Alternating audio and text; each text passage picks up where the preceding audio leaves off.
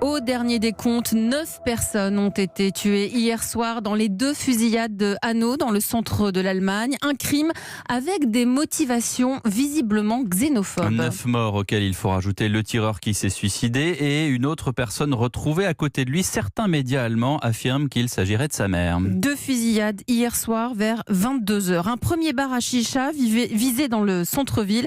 Puis le tireur est parti en voiture dans un autre bar d'un quartier périphérique. Et c'est là que vous vous trouvez. Rémi Bossaron, vous êtes l'un de nos envoyés spéciaux. L'Arena Bar à Kesselstadt. L'homme a tiré sur ceux qui se trouvaient dans la zone fumeur. Et quelques heures après cette tuerie, eh bien, les gens du quartier sont évidemment sous le choc. Oui, des habitants qui, pour certains, sont regroupés juste à côté de moi face à l'enseigne de ce bar qui s'appelle donc l'Arena. C'est marqué en lettres noires sur l'enseigne orange, une enseigne qu'on ne peut plus approcher. Elle est cernée par les voitures et les agents de police.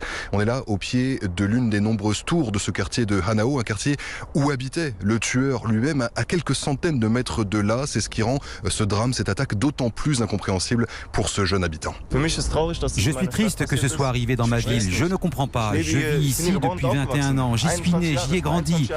Des étrangers, il y en a qui viennent de partout, des Russes, des Afghans, des Turcs, il y a des Allemands bien sûr aussi. Je peux vous le dire, il n'y a jamais eu de problème. Que ce genre de choses arrive ici, on ne pouvait pas l'imaginer.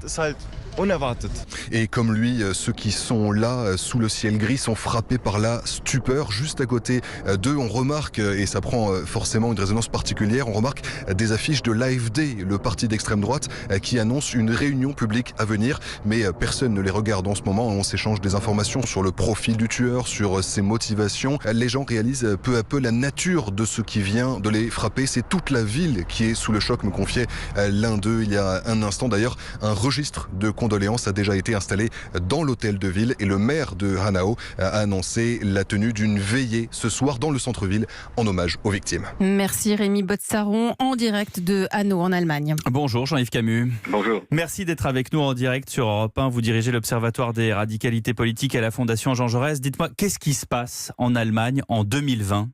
Là, il est en train de se passer 2 choses. D'abord, au plan purement politique, de la politique électorale, la montée en puissance d'un parti, l'Alternative pour l'Allemagne, dont une aile est particulièrement radicale et vient de manquer de très peu de faire un bon coup politique en s'alliant avec la CDU, donc le parti de Madame Merkel, dans un land particulier, celui de Thuringe. C'est tout de même inédit dans l'histoire de l'Allemagne. La seconde chose, c'est effectivement l'émergence d'une ultra-droite violente, armée, qui est déjà dans le viseur des autorités, qui suivent en Allemagne toutes les mouvances extrémistes, l'extrême gauche, l'extrême droite, les islamistes radicaux, et qui jusqu'à présent paraissait assez bien sous contrôle. L'Office de protection de la Constitution en Allemagne publie chaque année un rapport extrêmement détaillé, extrêmement complet, qui fait le point sur chacune des 3 mouvances que je viens d'énoncer, groupe par groupe, et tous semblaient à peu près suivis correctement. Sauf que là, on a, depuis la semaine dernière, diverses descentes de police qui permettent d'appréhender des gens qui sont dans la préparation d'attentats qui ne visent pas uniquement les musulmans vivant en Allemagne, mais également des personnalités politiques. Et qui sont des gens isolés, ils appartiennent pas forcément à des mouvances.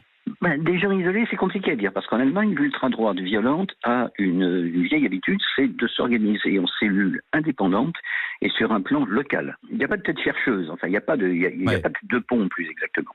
Les troupes de l'extrême droite radicale allemande ont énormément de militants, des dizaines de milliers. On est dans un épiphénomène. Il y a plus de 10 000 militants qui sont considérés comme étant, je reprends la terminologie allemande, une propension à la violence. Et qui donc sont suivis comme tels par les services de sécurité. Il y a beaucoup plus, le double à peu près de militants de la droite radicale, mais il y en a seulement la moitié. Bon, ça fait 12 000 personnes quand même, Donc ils sont prêts à passer à l'action violente, à l'action terroriste. Tout ce qui n'est pas blanc, tout ce qui n'est pas blanc, tout ce qui n'est pas allemand, on détruit. Eh bien non, parce que précisément, on a vu l'année dernière cet attentat contre un responsable politique allemand appartenant à la CDU. Ouais. Il vise également, c'est ça la nouveauté, des responsables politiques qu'il juge coupable d'avoir accueilli sur le sol allemand les réfugiés pendant la grande vague migratoire de 2015 et qu'il juge de manière plus générale traître à la nation allemande. Jean-Yves Camus, dernière question. Cette situation allemande, elle est unique dans toute l'Europe ? Elle est unique par le nombre de personnes impliquées. Incontestablement, elle est aussi unique, faut-il le rappeler, par le passé national-socialiste de l'Allemagne, qui pèse aussi sur la manière dont les services de sécurité et le gouvernement considèrent le danger Il y a une nostalgie pour certains des années passées. Il y a à la fois une nostalgie chez certains, mais il y a en même temps une riposte gouvernementale qui est d'autant plus forte, et une riposte policière et judiciaire qui est d'autant plus forte que le spectre du nazisme pèse quand même toujours sur l'Allemagne. Eh bien, merci de ces explications. Jean-Yves Camus, directeur de l'Observatoire des radicalités politiques à la Fondation Jean Jaurès.